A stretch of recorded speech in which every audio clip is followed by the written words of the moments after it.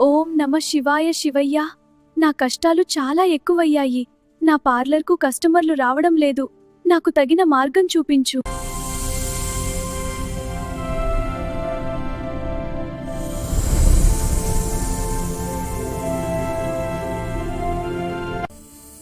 కవిత, నీ భక్తి నన్ను చేరింది.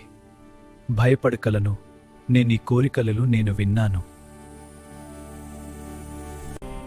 దేవుని ఆశీర్వాదం అనేది సమస్యలు పోవడం కాదు, వాటిని ఎదుర్కొనే శక్తి ఇవ్వడం.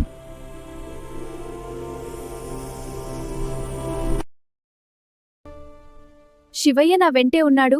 ఇక నాకు ఏ కష్టం రాదు. నా పార్లర్ కూడా ఇక నుండి బాగా నడుస్తుంది. నాకింక ఏ కష్టం కూడా పెద్దగా అనిపించదు.